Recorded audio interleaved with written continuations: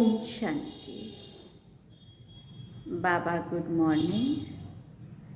आज बाबा के 1 फरवरी 2023 के महावाक्य हैं। बाबा ने सार में कहा, मीठे बच्चे, तुम्हारी नज़र किसी भी देहधारी की तरफ नहीं जानी चाहिए, क्योंकि तुम्हें पढ़ाने वाला स्वयं निराकार ज्ञान का सागर बाप है। बाबा ने प्रश्न पूछा, ऊंच पद के लिए कौन सी एक मेहनत तुम बच्चे गृहस्थ व्यवहार में रहते भी कर सकते हो? तो बाबा ने कहा उत्तर में, गृहस्थ व्यवहार में रहते सिर्फ ज्ञान कटारी चलाओ, सुदर्शन चक्रधारी बनो और शंख ध्वनि करते रहो। चलते फिरते बेहद के बाप को याद करो और उसी खुशी में रहो तो ऊंच पद मिल जाएगा। यही मेहनत है। बाबा ने प्रश्न और एक पूछा, योग से तुम्हें कौन सा डबल फायदा होता है? तो बाबा ने उत्तर में कहा, एक तो इस समय कोई विक्रम नहीं होता है, दूसरा पास्ट के किए हुए विक्रम भी विनाश होते हैं। कई फायदे हैं, लेकिन ये दो बात कही बाबा ने। गीत सुना, माता तू है सबकी भाग्य विधाता, माता तू है सबकी भाग्य विधाता। सुनेंगे ये गीत फिर से।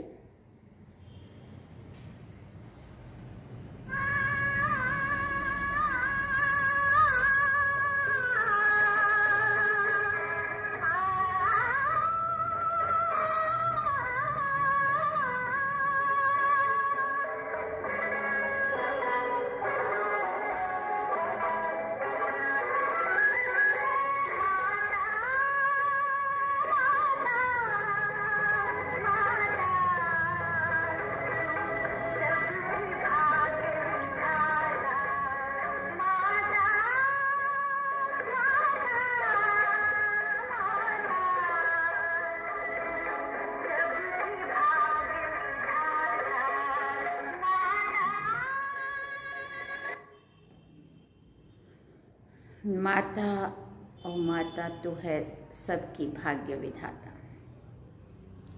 ओम शांति। सत्संग व कॉलेज आदि जो होते हैं वहाँ देखने में आता है कौन पढ़ाते हैं। नज़र पड़ती है जिस्म पर। कॉलेज में कहेंगे फलाना प्रोफेसर पढ़ाते हैं, सत्संग में कहेंगे फलाना विद्वान या कथाकार कथा सुनाते हैं। मनुष्य पर ही नज़र जाती है। यहाँ तुम्हारी नज़र किसी देहधारी पर नहीं जाती है। तुम्हारी बुद्धि में है कि निराकार परमपिता परमात्मा स्तन द्वारा सुनाते हैं। बुद्धि चली जाती है माता पिता और बाप दादा की तरफ। बच्चे सुनाते हैं तो कहेंगे ज्ञान सागर बाप द्वारा सुना हुआ सुनाते हैं। फ़र्क पड़ गया ना। एक तो डायरेक्ट बाबा से सुनना और एक बाबा का सुनी हुई मुरली को औरों को सुनाना। तो बाबा कहते फ़र्क तो पड़ेगा ना। सत्संगों में कुछ भी सुनते हैं तो समझते हैं फलाना ये वेद सुनाते हैं। मनुष्यों की मर्तबे पर, जाति पाति पर दृष्टि जाती है। ये हिंदू है, ये मुस्लिम है, दृष्टि वहाँ चली जाती है। यहाँ तुम्हारी दृष्टि जाती है शिव बाबा की तरफ। शिव बाबा पढ़ाते हैं। अभी बाप भविष्य नई दुनिया के लिए वर्षा देने आए हैं और कोई ऐसे कह ना सके कि हे बच्चे तुमको स्वर्ग के लिए राजयोग सिखा रहे हैं। अब ये गीत भी सुना। गीत तो है पास्ट का। ऐसे जगत अम्बा थी, बरोबर उसने सौभाग्य बनाया, जिसके मंदिर भी हैं, परंतु वो कौन थी, कैसे आई, भाग्य कौन सा बनाया, कुछ भी नहीं जानते हैं। तो इस पढ़ाई और उस पढ़ाई में रात दिन का फर्क है ना। यहाँ तुम समझते हो ज्ञान सागर परमपिता परमात्मा ब्रह्मा मुख द्वारा पढ़ाते हैं। बाप आया हुआ है भक्तों के पास, भगवान को आना ही है ना। नहीं तो भक्त भगवान को याद क्यों करते हैं? सब भगवान है ये तो रॉन्ग हो जाता है। वो सर्वव्यापी के ज्ञान वाले अपनी बात को सिद्ध करने के लिए भी अपना 20 नाखूनों का जोड़ देते हैं। तुम्हारा समझाना अलग हो जाता है। बेहद के बाप से बच्चों को ही वर्षा मिलता है। सन्यासियों का है है ही बेहद का वैराग्य, निवृत्ति मार्ग। उनसे कभी भी प्रॉपर्टी का हक मिल ना सके। ना वो उनकी खुद की प्रॉपर्टी और ना ही उनको हक है कि वो किसी दूसरे को अपनी मर्जी से किसी के नाम कर सके। तुम तो सदा सुख की प्रॉपर्टी चाहते हो, नरक के धन दौलत में दुख है। भले धनवान हैं परंतु चलन ऐसी गंदी चलते हैं, पैसा उड़ाते रहते हैं, फिर बच्चे भूख मरते हैं तो अपने को भी दुखी, बच्चों को भी दुखी करते हैं। ये है बेहद का बाप, वो बैठ बच्चों को समझाते हैं। वो तो भिन्न भिन्न अनेक बाप है जिनसे अल्पकाल के लिए वर्षा मिलता है। भले राजाएं हैं वो भी हद के हो गए, हद का अल्पकाल का सुख है। ये बेहद का बाप अविनाशी सुख देने आते हैं। समझाते हैं भारतवासी जो डबल सिरताज थे, स्वर्ग के मालिक थे, अब नरक के मालिक बन पड़े हैं। नरक में है दुख, बाकी ऐसे कोई नदियां आदि नहीं है जैसे रौरव नरक या फिर शास्त्रों में लिखा विषय वैतरणी नदी आदि के चित्र गरुड़ पुराण में दिखाते हैं। ये तो सजाएं खानी होती है, वो तो रोचक बातें लिख दी है। आगे तो जो जिस अंग से बुरा काम करते थे तो वो अंग उनका काट दिया जाता था, बहुत कड़ी सजा मिलती थी। अब इतनी कड़ी सजा नहीं मिलती है। फांसी की सजा कोई कड़ी सजा नहीं है, वो तो बहुत इजी है। इसको बाबा इजी कह रहे क्योंकि एक बार लटका दिया बस हो गया, 2-5 मिनट, कुछ सेकंड में जैसे। बाकी तो एक अंग काटेंगे और जिंदा रह के तड़फ रहा होगा तो कितनी तकलीफ होगी। तो बाबा कहते वो कोई कड़ी सजा नहीं, वो तो बहुत इजी है। मनुष्य आपघात भी बहुत खुशी से करते हैं। शिव पर, देवताओं पर झट बलि चढ़ जाते हैं। तुम जानते हो आत्मा दुखी होती है तो चाहती है एक शरीर छोड़कर जाकर दूसरा लेवे। वो आपघात करने वाले ऐसे नहीं समझते हैं। वो तो यहाँ ही एक शरीर छोड़ फिर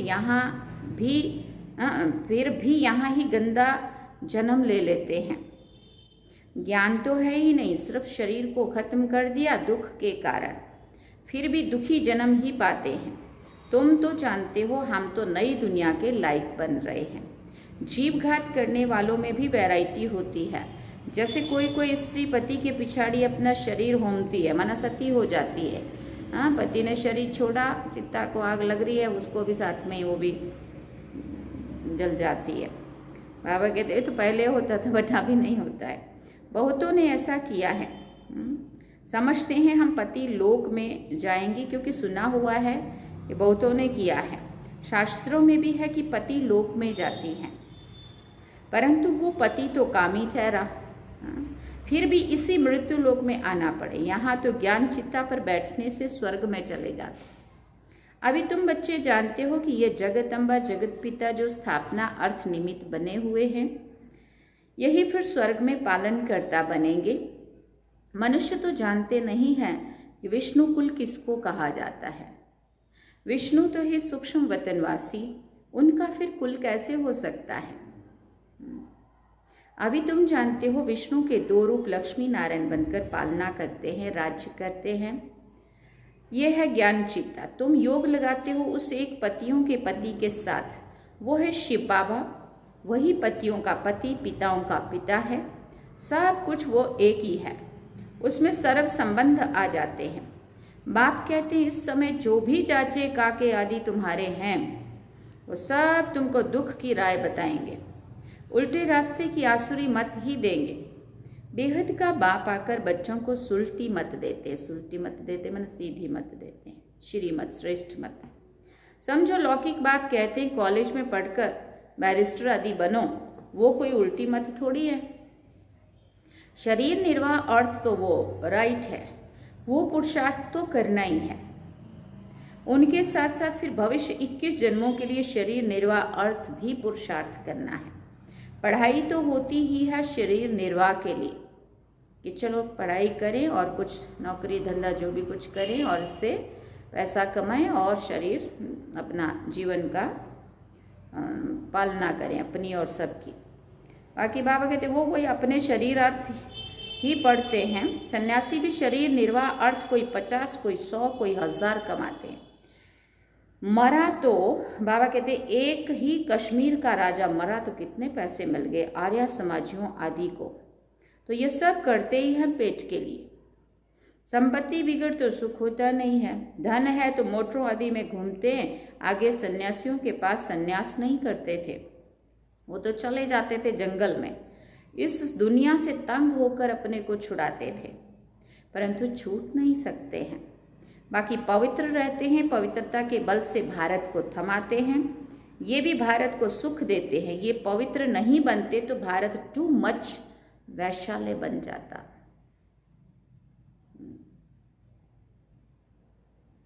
इसलिए सन्यासियों की बाबा बहुत बार तारीफ करते हैं। इन्होंने भारत अपनी पवित्रता के बल से कम भारत को इतना तो थमाया है। पवित्रता सिखलाने वाले ये एक निवृत्ति मार्ग वाले हैं, दूसरा है बाप। वो है निवृत्ति मार्ग वाली पवित्रता, ये है प्रवृत्ति मार्ग की पवित्रता। भारत में पवित्र प्रवृत्ति मार्ग था, फिर बाबा ने कहा हम देवी देवताएं पवित्र थे, हम अब अपवित्र बन गए हैं। पूरा आधा कल्प 5 विकारों द्वारा हम अपवित्र बनते हैं। माया ने थोड़ा थोड़ा करते पूरा ही अपवित्र पतित बना दिया है। दुनिया में ये कोई भी मनुष्य नहीं जानते कि हम पावन से पतित कैसे बनते हैं। समझते भी है कि ये पतित दुनिया है। समझो किसी मकान की आयु 100 वर्ष है तो कहेंगे 50 वर्ष नया 50 वर्ष पुराना, आहिस्ते आहिस्ते पुराना होता जाता है। इस सृष्टि का भी ऐसे है। एकदम नई दुनिया में सुख होता है, फिर आधा के बाद पुरानी दुनिया होती है, गाया भी जाता है। सतयुग में अथाह सुख है, फिर पुरानी दुनिया होती है तो दुख शुरू होता है। रावण दुख देते हैं, पतित रावण ने किया है, जिसका बुत जलाते हैं, ये बहुत बड़ा दुश्मन है। कोई ने गवर्नमेंट को अप्लाई किया कि रावण को नहीं जलाया जाए, बहुतों को दुख होता है। रावण को विद्वान बताते हैं, मिनिस्टर आदि कोई भी समझते नहीं है। अभी तुम जानते हो कि रावण का राज द्वापर से शुरू होता है। भारत में ही रावण को जलाते हैं, बाप समझाते हैं द्वापर से ये भक्ति अज्ञान शुरू होता है, ज्ञान से दिन और भक्ति से रात। अब देखो जगदम्बा का गीत गाते हैं, परंतु समझते नहीं है कि सौभाग्य विधाता कैसे है। कितना बड़ा मेला लगता है, परंतु जगदम्बा है कौन ये भी नहीं जानते। बंगाल में काली को भी बहुत मानते हैं, परंतु जानते नहीं है कि काली और जगदम्बा में क्या फर्क है। जगदम्बा को गोरा दिखाते हैं, काली को काला बना दिया है। जगदम्बा ही लक्ष्मी बनती है तो गोरी है, फिर 84 जन्म लेते लेते काली हो जाती है, माना आत्मा तमो प्रधान बन जाती है। काली उन्होंने फिर मुंह का शरीर से काली दिखा दी। तो मनुष्य कितने मूंझे हुए हैं। वास्तव में काली अथवा अम्बा तो एक ही है, कुछ भी जानते नहीं है। इसको कहा जाता है अंधश्रद्धा। हर चीज को स्थूल में दिखा दिया उन्होंने, उसका भाव अर्थ आध्यात्मिक कुछ और था। अभी तुम जानते हो जो पास्ट में जगदम्बा थी उसने भारत का भाग्य बनाया था, तुम भी भारत का सौभाग्य बना रहे हो। माताओं का ही मुख्य नाम है। सन्यासियों का भी माताओं को उद्धार करना है। सन्यासियों का उद्धार भी माताओं के द्वारा ही होना है, इसलिए तो वंदे मातरम कहा। ये भी नोंद है, परमपिता परमात्मा ने डायरेक्शन दिया है, इन्हों को ज्ञान बाण मारो। तुम बच्चियां भी सन्यासियों आदि से मिलती हो तो समझाती हो कि हमको ज्ञान सागर परमपिता परमात्मा पढ़ाते हैं। तुम हद के सन्यासी हो, हम बेहद के। हमको बाप राजयोग सिखाते ही तब है जबकि तुम्हारा हठ योग पूरा होना है। हठ योग और राजयोग दोनों इकट्ठे रह नहीं सकते। तो टाइम कोई अब जास्ती नहीं है, बहुत थोड़ा टाइम है। बाप कहते हैं बच्चे गृहस्थ व्यवहार में रहते कमल फूल समान बनो। ब्राह्मणों को ही कमल फूल समान रहना है, कुमारियां तो है ही पवित्र कमल फूल समान। बाकी जो विकार में जाते उनको कहते हैं पवित्र बनो। गृहस्थ व्यवहार में रहते कमल फूल समान बनो, हर एक स्वदर्शन चक्रधारी बनो। शंख बजाओ, ज्ञान कटारी चलाओ तो बेड़ा पार हो जाएगा। मेहनत है, मेहनत बिगर इतना ऊंच पद पा नहीं सकते। चलते फिरते उसी सुख में रहो, बाप को याद करो, जो बहुत सुख देते हैं उनकी याद रहती है ना।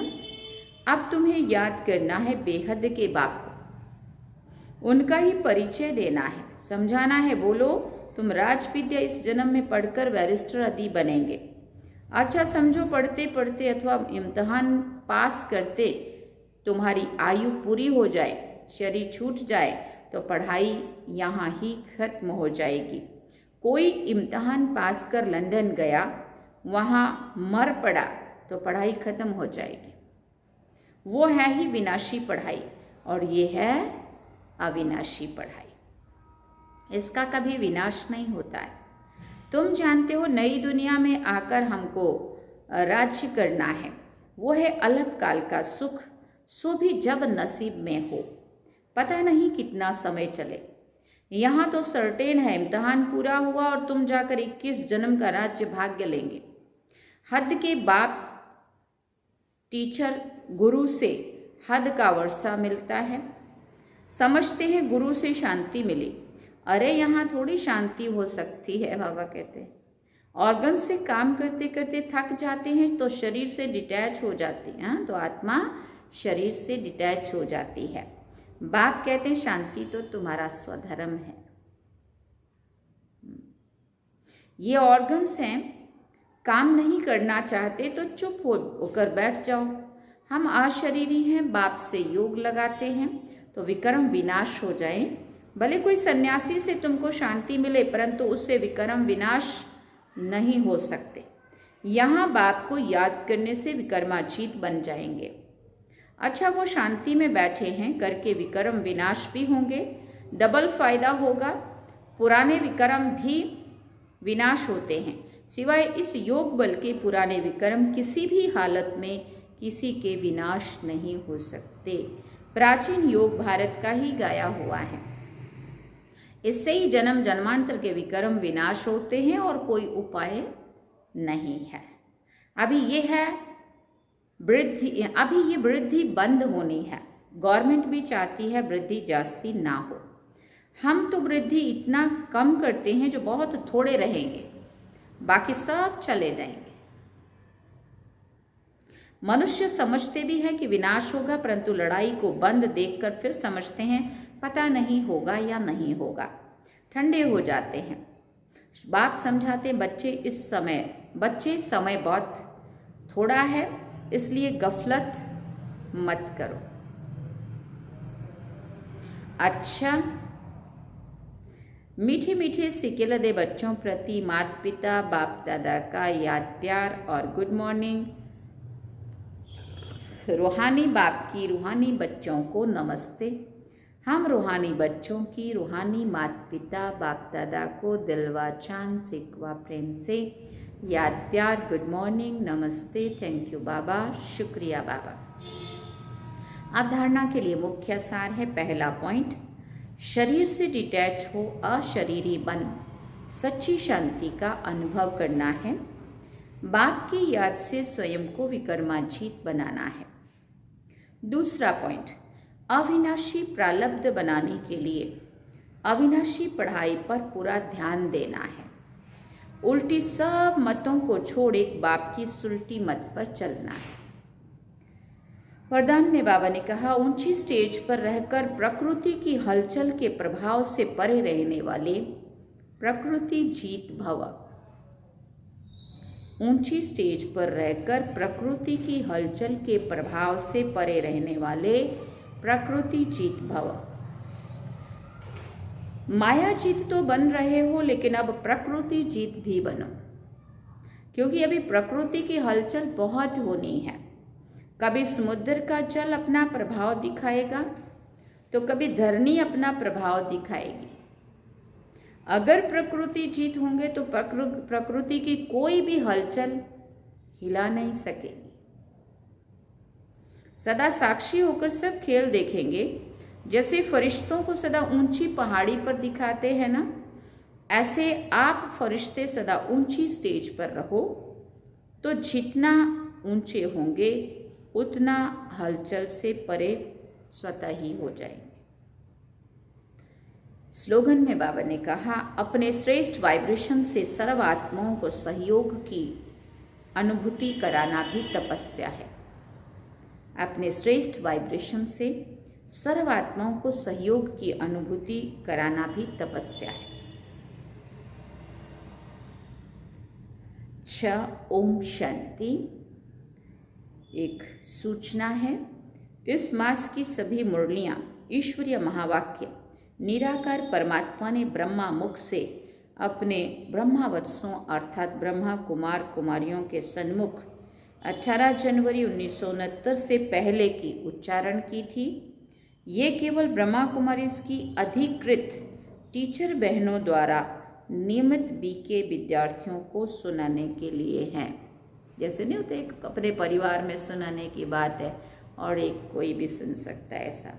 तो ये बाबा कह रहे हैं यह टीचर बहनों के द्वारा सिर्फ जो रेगुलर भाई बहने माना क्लास में आने वाले हैं उनको सुनाने के लिए हैं। माना इसमें अंदर की बातें होंगी सारी, इसका मतलब ये हुआ है। इस मास की सभी मुरलियाँ ईश्वरीय महावाक्य निराकार परमात्मा ने ब्रह्मा मुख से अपने ब्रह्मावत्सों अर्थात ब्रह्मा कुमार कुमारियों के सन्मुख 18 जनवरी 1969 के पहले उच्चारण की थी। ये केवल ब्रह्मा कुमारी की अधिकृत टीचर बहनों द्वारा नियमित बीके विद्यार्थियों को सुनाने के लिए है। अच्छा, ओम शांति। ये थे आज के बाबा के महावाक्य। बाबा ने सार में कहा, मीठे बच्चे, तुम्हारी नज़र किसी भी देहधारी की तरफ नहीं जानी चाहिए, क्योंकि तुम्हें पढ़ाने वाला स्वयं निराकार ज्ञान का सागर बाप है। और गीत क्या सुना? माता तू है सबकी भाग्य विधाता। और हमने भूल से बजा दिया था ओम नमो शिवाय, परंतु एक लाइन फिर भी आपको बीच में सुनाई है।